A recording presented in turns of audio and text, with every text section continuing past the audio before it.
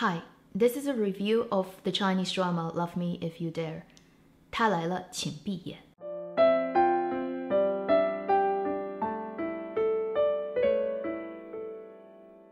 Hi, you're watching AvenueX, where a junkie on good storytelling shares their thoughts, knowledge, and occasional weird ideas on stories and how they're told. The first interesting thing about this drama is it has wildly different ratings on different platforms. For example, on Viki, which it has been there for quite a while, since this drama was actually aired about 2 years ago. This drama receives a 9.7 on Viki.com, which is one of the highest ratings among all Chinese dramas up there. But then you look at IMDb, which I think also rates this drama at around 7.56, something like that. And then you go to the Chinese rating website, which is called Douban. This drama only scores 6.2. So you can see a huge difference. Now, granted that Viki's rating is always quite high. It starts at around 7 or 8 and doesn't really go below that. So we could argue that whether it's really a 9.7 drama. When I watch it on international platforms such as Viki, there's a lot of comment. I mean, look at the live comment section. It is probably one of the busiest Chinese dramas that has that many people commenting all the time while it's running. It practically rivals some of the most popular Korean dramas on this website. So why is that? Why is this drama so popular internationally but then considered to be not so good and really not that many people are a fan of within China? Well, I probably won't be able to give you a correct answer in this, but I would offer you my opinion about what I genuinely think about this drama. This drama is produced by a group of companies, but one of them being Zhengwu Yangguang. As I've mentioned many times on my channel, this is one of the best production companies working in China these days, producing TV dramas. Like many other popular TV dramas these days coming out of China, it's also based on a book, so it's an IP drama. The book is written by the author Ding Mo. She is also the author who wrote When a Snail Falls in Love, another crime drama starring Wang Kai and Wang Ziwen.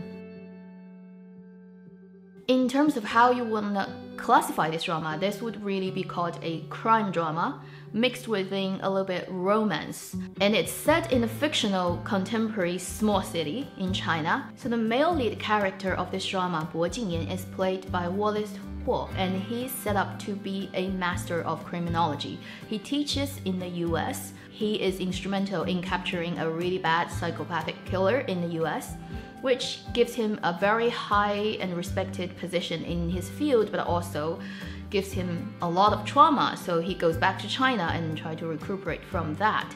Our female lead character is played by Ma Sichun, and she is a English major university graduate who is really looking for a job in a bigger city from her hometown, but then she ends up become assistant and translator and interpreter for the male lead character, because he is trying to publish his thesis in China, but it needs to be translated from English, and also he's dealing with some cases, so he wants someone to basically act as his assistant.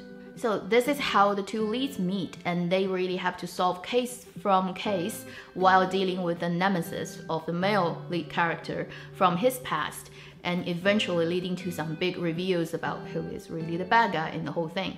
Let's first talk about some good things about this drama. This drama, again, because it's produced by this company that is very careful with their work. They really want to put out good work and they don't want to tarnish their name, so you can tell. Even though they probably didn't have the highest budget in the world to shoot this drama, they did a pretty good job in terms of all the hardware, like I like to say, for drama production. The camera work, all the technical aspects, the actual sets, they probably built or borrowed or whatever, and they actually went to the US to shoot stuff. So you can tell this is a really carefully done and properly produced production.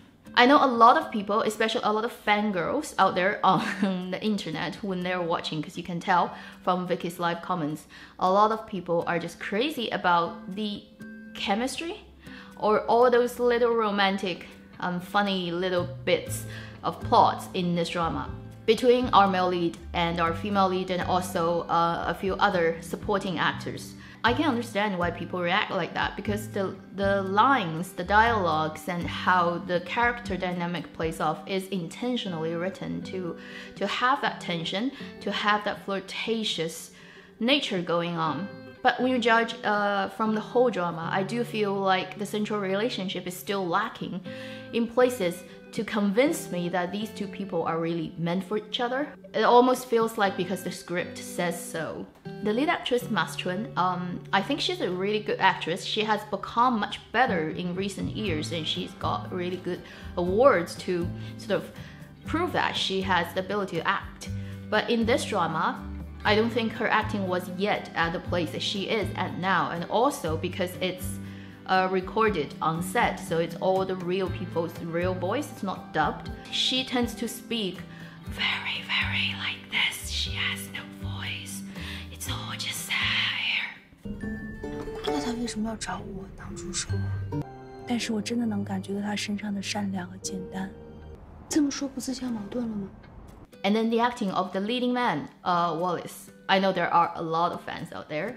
There was a time over 10 years ago, was a period in my life that I was crazy about him.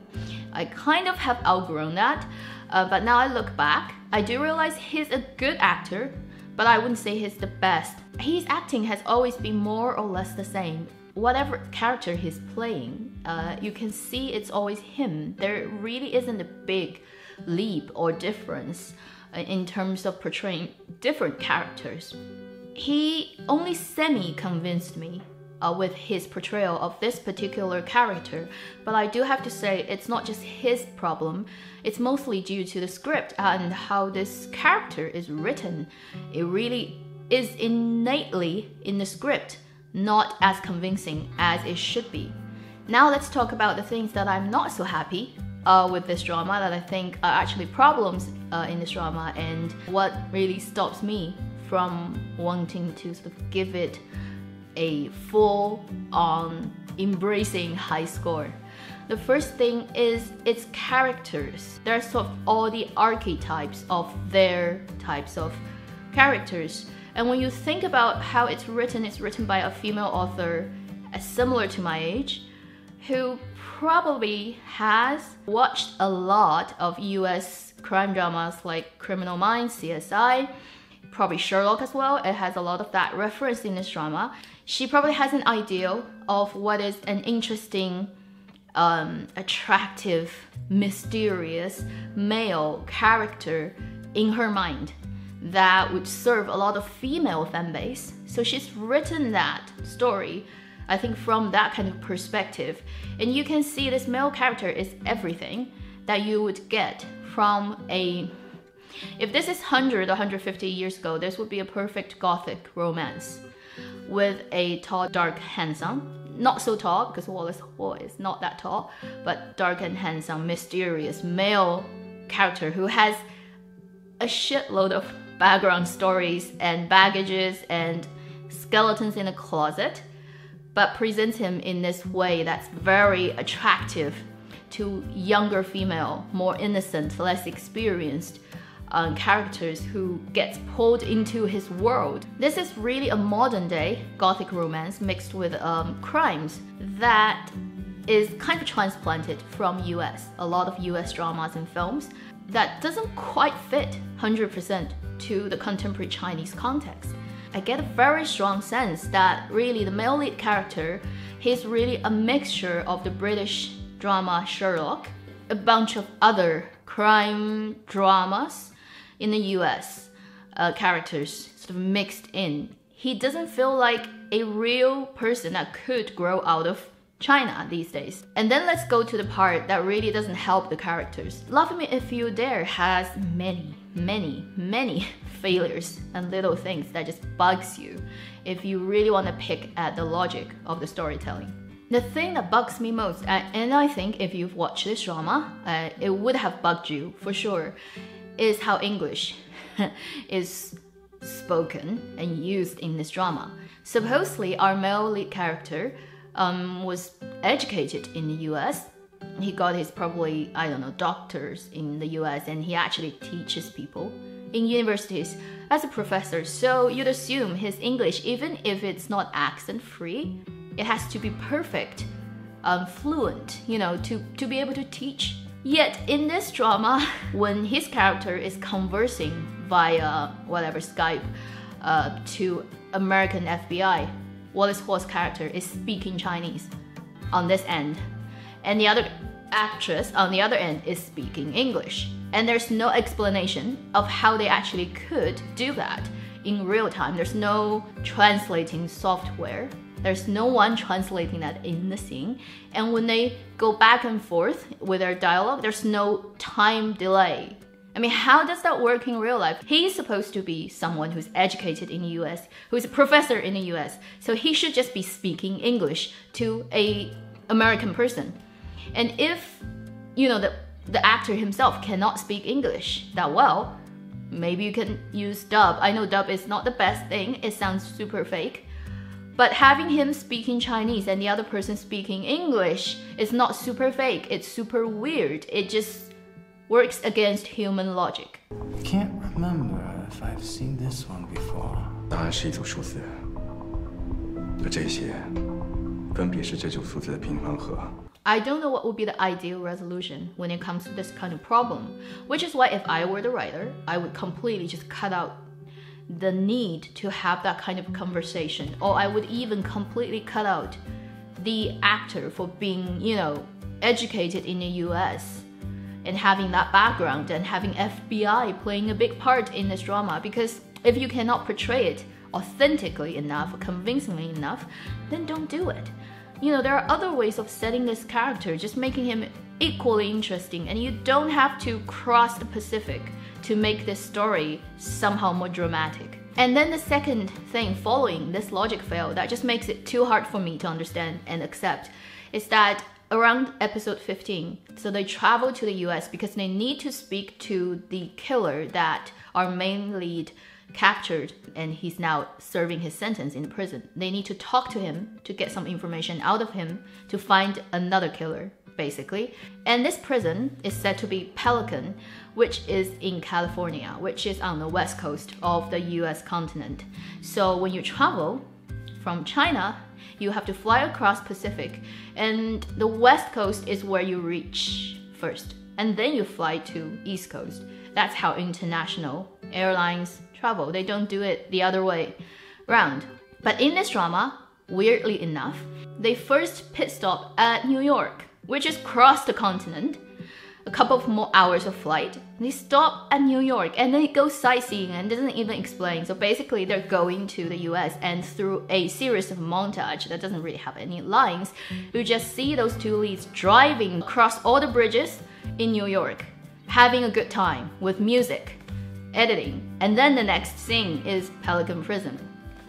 I'm like, really? Really, you're doing that? Are you thinking that because people mostly watching this drama will be Chinese, that they would have no idea about US geography? There's one shot in that sequence where you could see the cable car going across the river, and it says Roosevelt Island.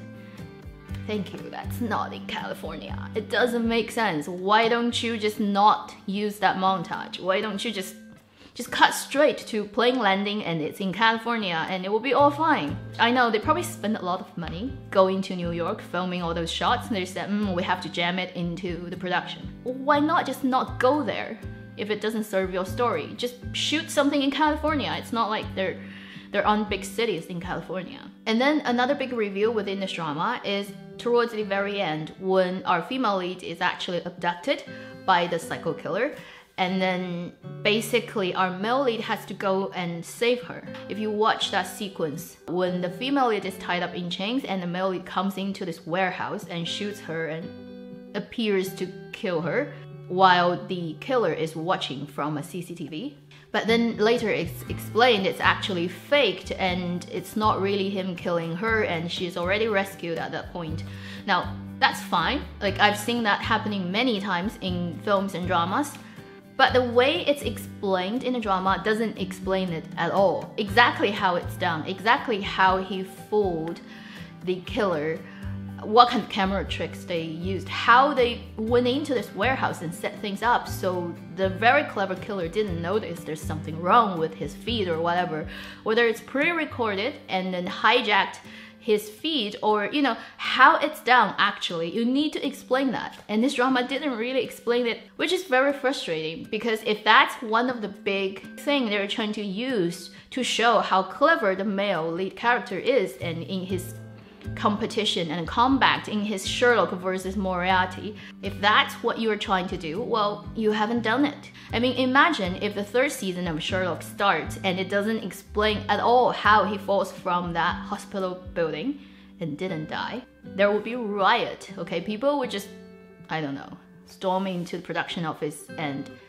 beat the crap out of the writers. So, due to all the aforementioned problems that I could see within this production, I am very reluctant to give it a very high rating. I do realize a lot of people dig the relationship between the main leads, and there are a lot of really flirtatious moments that you don't quite see that often in Chinese drama or in Asian drama in general. Fangirls within everyone, mostly female audiences, gets very excited. So I could see how that may swing the vote of this drama to the sort of 9.7 on Viki, which I consider to be ridiculously high for this drama. So if you are a big fan of this drama, please don't feel disheartened by what I've said. Whatever your opinion is, it's just equally as valid as mine. I'm simply looking at it from a storytelling perspective, not from a fan of any of the particular actors or actresses in this drama, that I think it has places that needs improvement, and it certainly has places that it failed to deliver. So that's the end of this quite long review of the Chinese drama Love Me If You Dare. 他来了，请闭眼. If you haven't watched it, it's available on Viki, and I have the link below in my description. And actually, I'm really curious about your opinions about this drama if you have watched it. So leave your comment below. I will be very happy to read them. Thank you for watching Avenue X. I'll see you in my next video. Meanwhile, live long and happy drama watching.